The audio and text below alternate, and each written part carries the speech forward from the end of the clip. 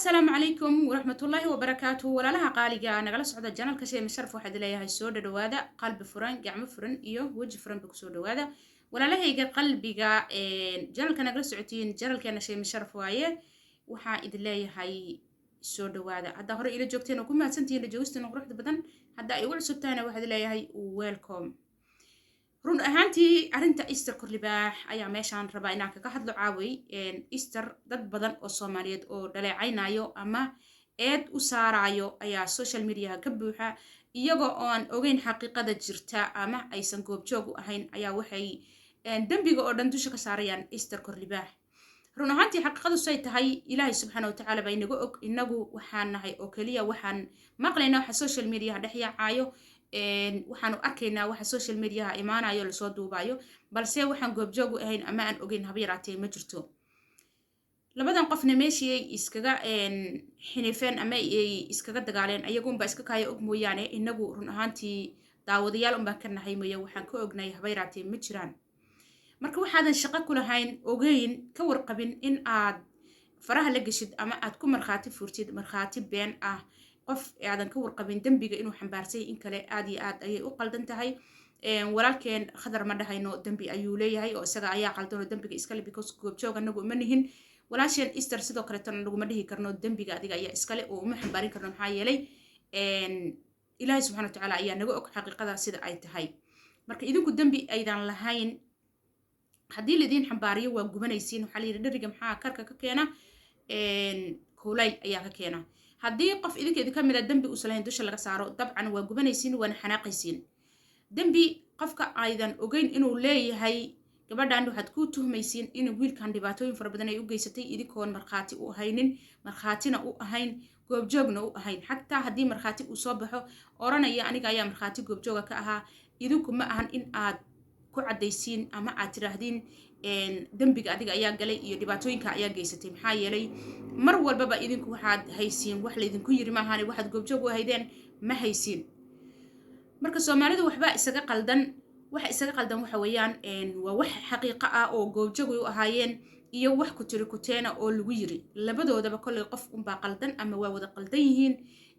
kii qaldan ama labadu haday qaldan yihiin ayaga ayaa is og anagu wixii ay noo sheegaan un baan dhexdhexaadin ka noqonaynaa oo waliba aan waana uga diraynaa sidii ay ku heshin lahaayeen walaashan Easter way ku mahadsan tahay raaligelintii ay soo siisay walaalkeed waxay tiri aniga ayado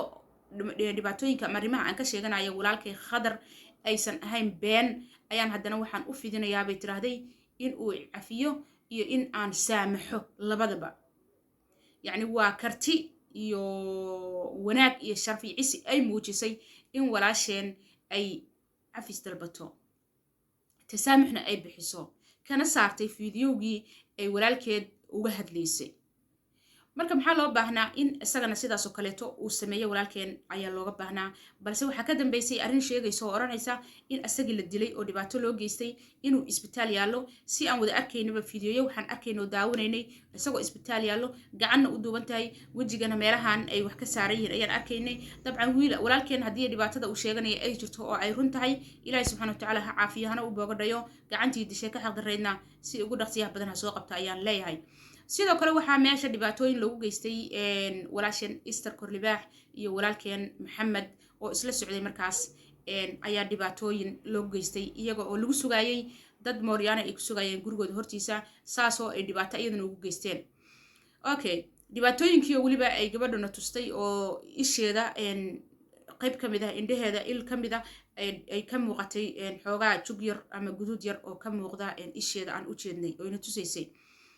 sidoo kale iyadana wiilkii la socday oo Maxamed ahaa ayaa asagana dhibaatooyin loo geystay oo ay sheegaysay anigu ma daawan laakiin ay dhahaysay gabadhu okay ayadoo midaasi ay jirto ayay gabadhu waxay tiri waxaan u baahanahay cadaalad Soomaaliya anigoo dhibaato geysanin wiilkaasna xumaan u geysanin ayaad waxaad ii saarteen dusha eed aan lahayn ayaad dusha ii saarteen bay tiri balse Ilaahay hortiisa ayaan idinku haystaa oo idima saamixin ayay tiri bal qof walaalkaayo oo dhibaato aan kuu geysanin adiga ku xumaynin wuxuu galabsaday iyo wuxuu galayna aadan goobjoog u ahayn markhaatina aadan u ahayn oo indhahaaga aadan soo saarin ka waran haddii aad social media inta la soo fariisatid ceybtiisa iyo dabeecadiisa iyo aad dhaleecayn u soo jeedisid qofkaasna aad dembigiisii xambaarsatid maadaama uu ku yiri kuma cafinayo kumana saamaxayo dhibaato ka weyn miyaa jirto waa maya waxaa loo baahan yahay qofkii adiga dembi kaa gala oo dhibaato kaa gala in aad iska cafisid iskana saamaxdid looma baahna in aad qof dhibaato aan kuu geysan aad aflagaadaysid ama aad dhibaatooyin u geysatid oo aad caydid oo aad dembigiisa aad xambaaratid labadan walaalaha ah ee walaalaheenna ah ilaahi subxaana watacaala dhexdooda maslaxa dhigo ayaan leeyahay Easter oo maanta toole ooyeysa ayaa social media soo fadhiisatay ayadoo oo dhahaysa ani walaalkay fiyoogii waan ka saaray aan xoogaaga uga sheegay aan ku aflagaadeeyay ama dhibaatada ugu geystay waxaana ka dalbaday cafis ayaan ka dalbaday ilmahayga dartooda igu cafi ayaan iraahday bay tirada abtiga aad u tahay iyadoo weliba ku daraysa oo dhahaysa aniga xalaali waxaad ii geysatana waa ku saamaxay waa ku cafiyay ilaahay dartii ayaan kuu saamaxay ayadoo taasi ay jirto ayaa dhibaatooyin loo geystay haddana lasoo eedeeyo oo khadar iyo ehelkiisa ay kusoo eedeeyeen in ay u dalbeen ama maxamed uu u dalbay niman khadar meel ku balmiyey oo dilay oo dhibaato u geystay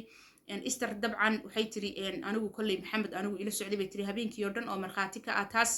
oo uu ila adeegayay wax ila qabanayay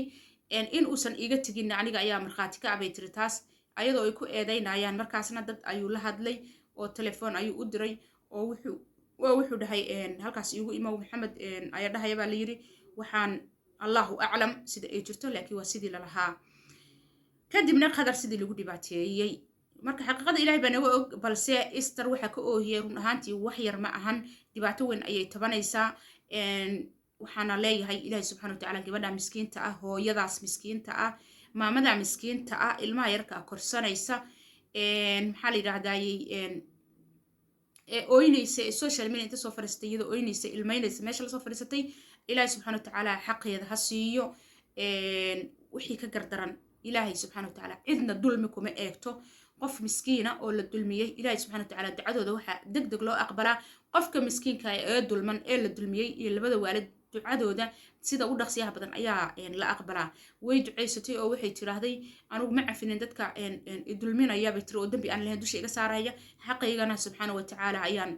u sheeganayaa ilaahay waxaan uga baryaynaa oo weliba shaqsiyan aniga ka shay maahana uga baryayaa gabadha miskiinta haddii laga gardaran yahay oo dambi aysan lahayn dusha laga saaray oo xaqdarro lagu haysto oo la dulmiyey miskiinta ah hooyada miskiinta ilmaha korsanayso maamada miskiinta ah xaqeedii sida u dhaqsiyaha badan inuu subxaana watacaala oo ugu soo ifibixiyo oo u keeno oo dadkii ka gardarnaa iyo dadka dulminaya uu xaqeedii ka siiyo ayaan ilaahay uga baryayaa ayadana subxaana watacaala u boogadhayo haddii wiilkan dhibaatada uu sheeganayo gabadhan sidoo kaleeto iyada ay u geysatay oo isagu run uu sheegayana ilaahay wiilka miskiinka ah ee dhalinyarada ah maxaa la yidhahdaa xaqiisi ha siiyo hana usoo ifbixiyo dadkan dhibaatada u geystayna xaqiisi ha ka siiyo hana kasoo ifbixiyo ayaan leeyahay labadooda ilaahay baa og kii gardaran iyo kii xaq leh labadaba kan xaqa leh laga gardaran yahay ilaahay subxana watacaala ha garab istaago ayaan leeyahay ilaahay baan uga baryaa run ahaantii waa wax laga naxo weeyaan waa wax laga murugoodo weeyaan laba qofood oo Soomaali ah oo ceesho milix soo ahaa in social media inay isku xagxagtaan haddana dhibaatada heerka ilaa heerka la eg ee isku mariyaan run ahaantii waa wax aad iyo aad looga xumaado weeyaan waana wax laga murugoodo labada qof ee ceeshka soo wada cunay nolosha quruxda badan soo wada qaatay walaaltinimada iyo farxadda Soomaali maxamed u soo muujiyay ee soo wada maray waxa loo baahan yahay isku dhici karaan oo waa bini aadan haddii dhexdooda ay dhibaato timaado isfahmi waayaan ayagoo isku faraxsan oo social media ceeb iyo fadeexad toona aysan isku marinin in ay sida ku kala faataxaystaan oo ay banaankooda kala maraan laana waxaa la yiri banaankii maradiigeed ma qabsato inay banaankooda kala maraan ayagoo is dhibaataynin dhibaato qofna qof kale u geynin fadeexaynin ceebihiisa qof walba qof kale asturo ayaa loo baahnaa in ay banaanka kala maraan ma ahayn in ilaa heerkaas ceeb iyo fadeexad la eg la isla gaaro iyadoo ceesh la soo wada cunay ceesh cunto la soo wada cunay qofka nolosha la soo qaato ceeshka la soo cunay wuu kaga fadli badan yahay qofka ay maalin ama laba ay banaanka isku arkaan maxaa yeelay qofka aad ceeshka la goosataan ama aad luqmad wada cunteen wuu kaaga dhow yahay ummadda kaleeto walaashay ilmadeeda aad baan uga naxay wallahi run ahaantii markaan arkay maanta toole aad iyo aad ayaan uga ilmeeyey hooyo Soomaaliyeed oo saas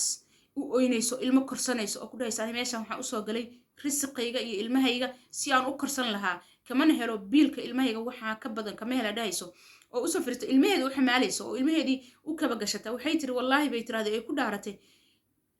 habeen hore laba habeen ka hor ba iigu dambaysay tiri cuntaan afkayga saaro maxaa yeelay waxaa ku kalifaya in cunto afkeeda ay saarin dhibaatada iyo murugada la soo diristay run ahaantii waana wax laga murugooda wax laga naxo weeyaan ilaahay subxaana watacaala gabadha walaasheena hooyada soomaaliyeed ilaahay oo ilmaha yarka masaakiinta korsanayso ooynaysa wixii ka oohiya wax yar ma ahane qalbiga ha u qaboojiyo xaqeedana ha siiyo gacanta ha ka siiyo ayaan leeyahay run ahaantii aniga weligay laba qof oo soo kale eed sheegtay uma kala gar qaadin sababtoo ah ma ogi qofka xaqu la socdo iyo qofka xaq darada wata ilaahay baa inaga og qofka xaqu la socdo iyo qofka xaq darada wata balse gabadhan waxa ka oohiyey waxa aniga ila tahay shay ma ahan inaysan wax yar ahayn ee gabadha xaqeedii baan ilaahay subxaana watacaala uga rajaynayaa waxayna tiraahday aniga meel kastoo stationa waan tegey booliiska waan u tegey waxay tiraa isbitaaladii waan tegey haddastaana sharciga ayaan rabnaa bay tiri wiilkaas inaan ku kala baxno waana wax sax ah waa shay daw ah gar ah weeyaan in labada qof ay sharciga ku kala baxaan kenya ama nairobi waa wadan sharci la weeyaan wadan dowlada ka dhisan tahay weeye wayna sheegtay oo way tiraahday gurigeena kaamirooyin ayaa ku wada xirnaa bay tiri nimankiina soo weerarayna